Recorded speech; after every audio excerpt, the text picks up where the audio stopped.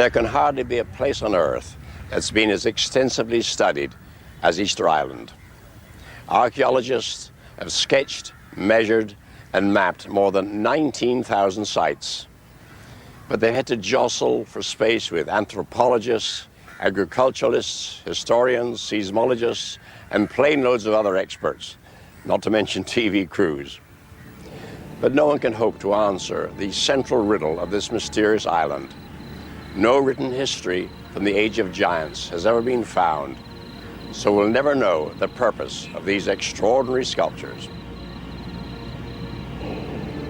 The statues on their rock platforms are called moai by the islanders, the Rapa Nui people. No one knows why they were built in their hundreds across the island, but 250 years of investigation have prized some of their secrets from them. Some wear headgear, some are half buried, some look to the heavens, some stand in groups. For anthropologist Joanne van Tilburg, this is a place of pilgrimage. The giants were hewn from the rock of the Rano Raraku volcano. It's one of the wonders of the mysterious world. This amazing place is the place of creation. This is the quarry on Easter Island, Rano Raraku, where nearly all of the statues on the island were made. The Rapa Nui people made these statues using a Stone Age technology. They used stone tools and hacked into the stone with those stone tools in a prescribed manner so that it was very clear what each individual was doing. It was a very well organized work effort. They first sort of cut out a rectangular block, shaped it slightly, and then undercut it, moved it out, and began to finish some of the details later. The Rapa Nui people believe the moai are the living face of their ancestors. I think that these moai represent family units and the effort of family units to move forward, to get a position in their culture, to push themselves upward with this huge status symbol that they carved and moved. The longer I work here, the less I know. That much I'm certain about. The more answers I think I've got, the more questions develop. It just seems to me like this is a place of never-ending, enigmatic thinking. This is a place of, it's been called a place of mystery, it is. I think there are questions we will never know how to form. There are answers we will never be able to get out of these silent sentinels. Freed from their volcanic bedrock, the statues went from here to every part of the island. The ancient track from the quarry at Rano Raraku was known as the Sacred Way. What's not known is just how the giants travelled along it. There are statues in the parks and streets near my home in Colombo. Most of them are much smaller than the Easter Island giants, yet erecting them was far from easy. Not long ago, the government restored a huge statue which had fallen down centuries before. Even with modern technologies, it proves to be what one newspaper called a feat that even engineers shudder to touch. So how on earth did the Easter Islanders transport and raise their giants? Even the most modern Japanese crane and mechanical diggers find raising the moai tough going. In 1934, this French and Belgian expedition had no such technology. They made off with their moai the hard way.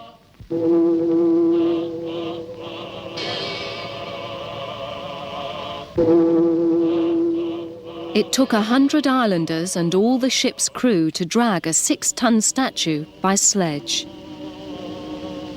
Only after a struggle did they winch it on board for show in a Belgian museum.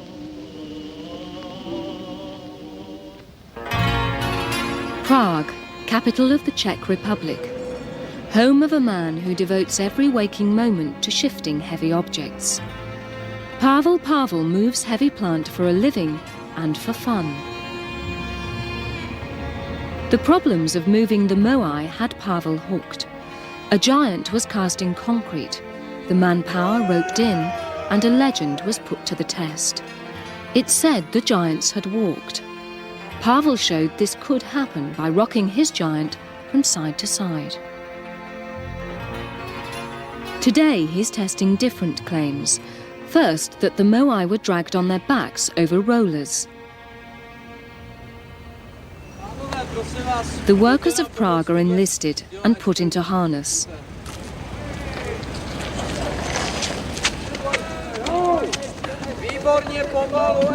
It only takes 20 strong men to get 9 tons of moai a-rolling.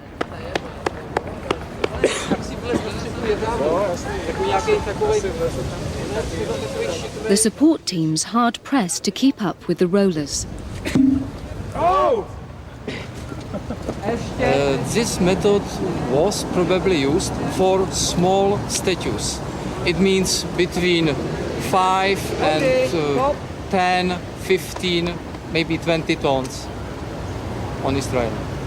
Now I would like to try experiment to pour statue only on grass, without rolls, without nothing, only on sledge and on grass. I will need more people. In every case, maybe 3 times more people.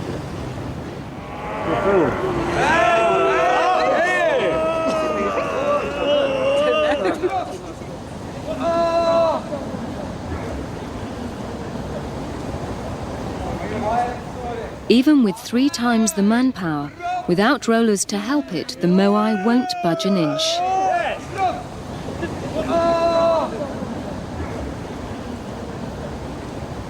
The experiment wasn't successful, but I am satisfied because we can see that this way is nonsense.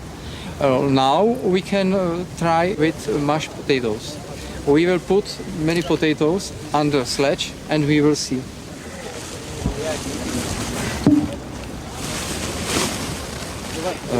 People on Easter Island believe that this is solution and that sledge with statue was pulled on layer from potato smash. It's legend only. Legend speaks of Easter Islanders pulling their statues on yams, the sweet potatoes found everywhere in the Pacific, but nowhere in Prague. For Pavel, ordinary potatoes must do.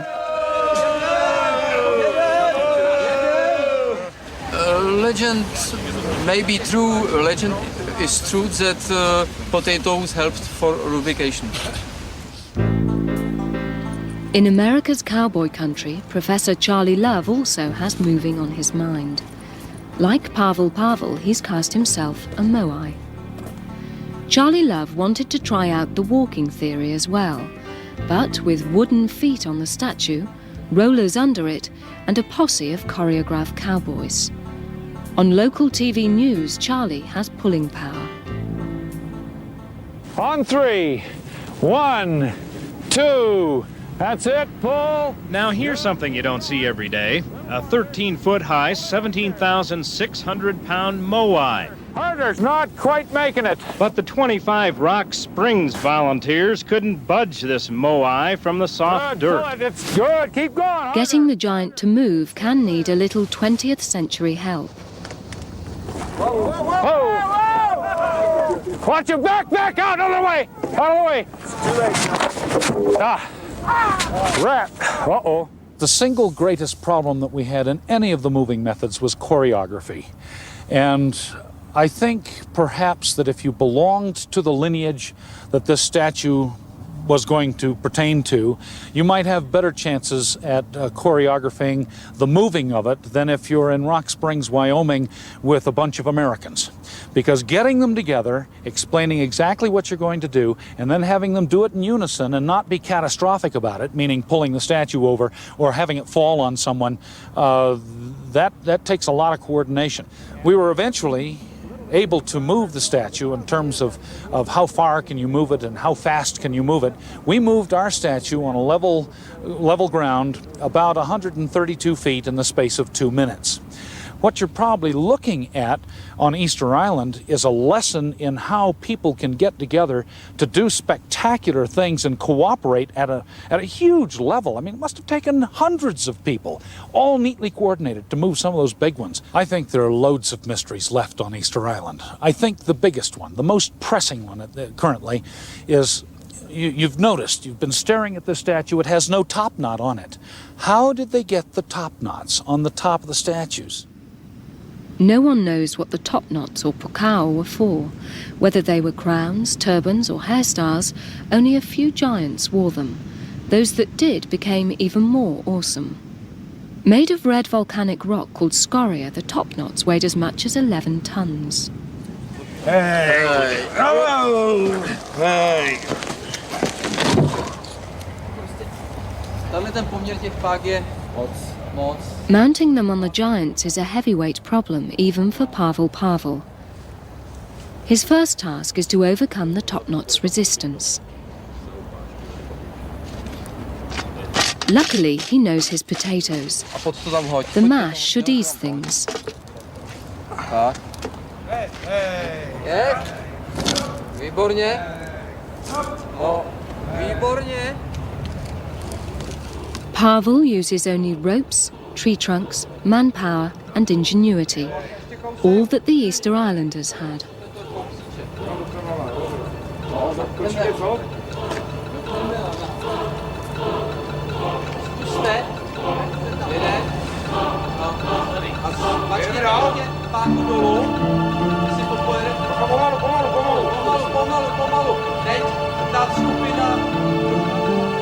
Finally, the Prague Pukao is safely in place.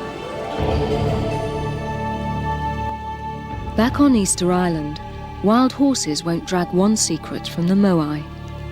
What power did the giants possess to make people haul them up to 14 miles over rocky terrain? It's puzzled every adventurer.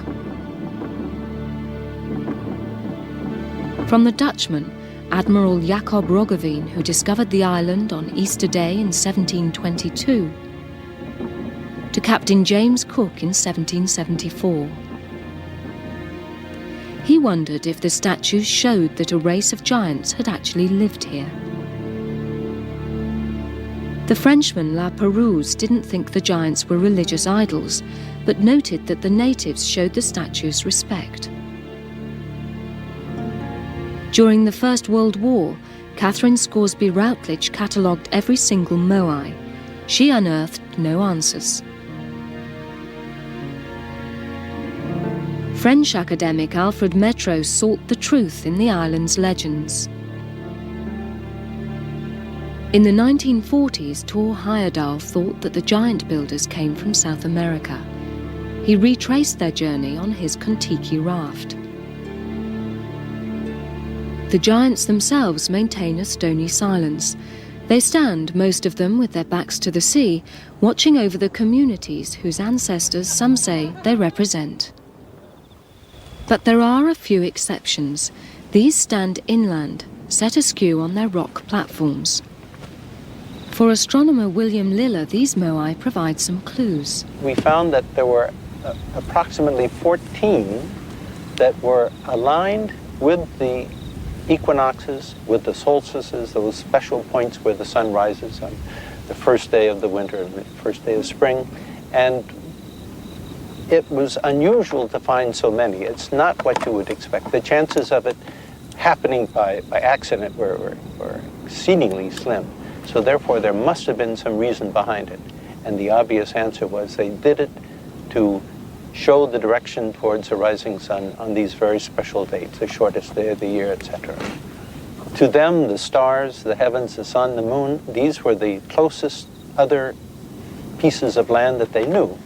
They were able to tell where the sun would rise, they were able to tell where the moon would rise, the motions of the stars, and they wanted to memorialize these in stone by building platforms and building moai that would look in these very special directions.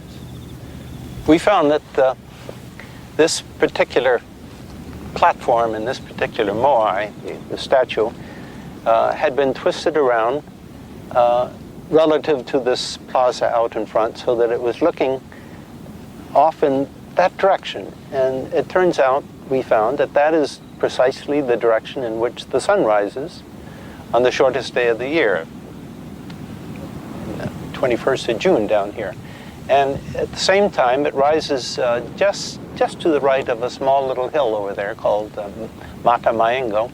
And it was very probably, we believe, made to mark that particular special direction in the sky. Lilla believes moai like this were also farming calendars. The islanders that lived in the inner parts of the island those were the crop growers, and they had to know when the time was ripe for planting the crops. And so by noting when the sun rose on the shortest day of the year, they knew that then shortly afterwards it was going to start to get warm and they should have their crops planted. In 1978, a chance discovery was made here at Anakena. It opened the eyes of the archaeologists and the statues. An Easter Islander found two strange objects. In a flash of insight, she put one and one together. She found the components of an eye made of coral and red scoria, something that was placed inside the socket of the statue. This coral portion was first found. And we found, or other archaeologists have found these things on several other sites on the island, and people usually thought they were ceremonial bowls or some sort of an artifact like that. But with the magic that comes with finding objects on the same site, but not understood in terms of how they relate, it was made clear that these two pieces went together. And this eye suddenly opened up a whole range of possibilities and opportunities for better understanding the statues. Coral and red scoria is found often in association with crematoria and with burials, so we believe they're sacred materials associated with funeral ceremonies. When these eyes were in the statues, some of those kinds of ceremonies must have been going on. Hundreds of statues lie unfinished in and around the quarry where they were carved. It looks as though the sculptors had just put down their tools for a tea break. But what really brought this extraordinary undertaking to an end? We can only speculate. However they moved the giants, the islanders needed trees. But today, Easter Island is desolate. There's barely a branch to be seen. With the help of the Chilean Navy, agronomist Gerardo Velasco is looking for Easter Island's lost forests.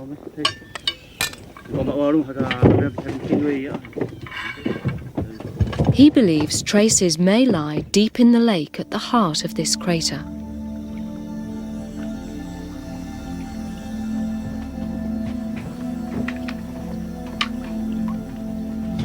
Under the water, deep in this mud, lie layer upon layer of sediments.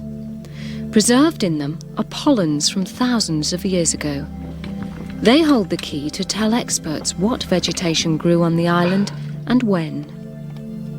These sediments are the leaves of a book waiting to be read. The harvest of today's exploratory probe will be flown across the Pacific to New Zealand and Professor John Flenley. What I do is to open up the core and take out from a particular depth a piece as a sample about 1 cubic centimetre. It will end up on a microscope slide, and then we can look at that under the microscope and see what we've got in the way of pollen. Okay, let's have a look what we've got. We found stacks of pollen, and mostly of one particular species, a kind of palm. It seems to be now extinct, but it was very similar to the Chilean wine palm, a big tree, and it became extinct only during the last 2,000 years, during which people arrived on the island. The island had formerly been forested. We know it is now completely without trees, and perhaps the removal of the trees was the thing which had triggered the collapse of the civilization. When the trees had been cut down, there were no more rollers, and people couldn't move statues without rollers. Therefore, there was no point in continuing to make them. On a fishing trip to these remote cliffs, Gerardo Velasco netted another clue. He suddenly noticed neat cylindrical holes, all that was left of palm trees swept away and entombed by flowing lava. I started to look around and found several holes of remarkable features resembling the typical palm trunk. And at that moment was so excited because it fitted exactly what had been found in the craters. Pollen samples, pollen cores made the whole picture quite clear that they were definitely trunks to my view. They are straight, very, very regular, unlike the gas tubes and caves that we are so familiar with in this island. They're absolutely regular, and if you look inside, you can even see the imprints of the leaves of the palm. Eventually, when the moais were carved and they had to be rolled, probably many of these trees had to be cut down to make the rollers.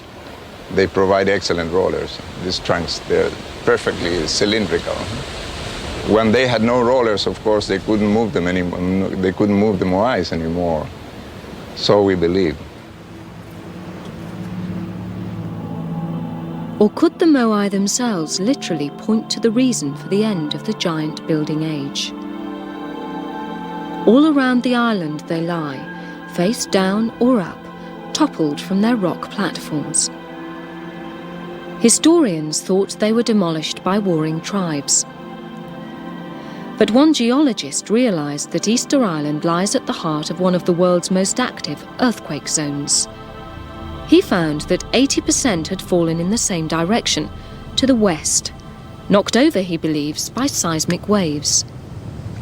Easter Island is clear in the middle of a very active earthquake region. Yeah, this is mean to me is the propagation of seismic wave in one direction from the west of the island, and you found 80% of moai fall down in that direction. Professor Ferran concludes the statue builders tried to fight the Earth's upheavals. From building huge moai on small platforms, they moved to smaller statues on bigger and bigger bases. But in the end, they were forced to give up. But still, the moai continue go down, fall down. They maybe thinks, God don't like our work. It was not the problem of tree stop the moai, it was earthquake. I find the idea that the statue builders gave up because earthquakes kept undoing their work very plausible. It's a natural human reaction. And as for the theory that the islanders brought down their civilization by damaging their environment, it shows that we don't have a monopoly on ecological disasters. So perhaps there's a lesson here for all of us in the mysterious fate of Easter Island.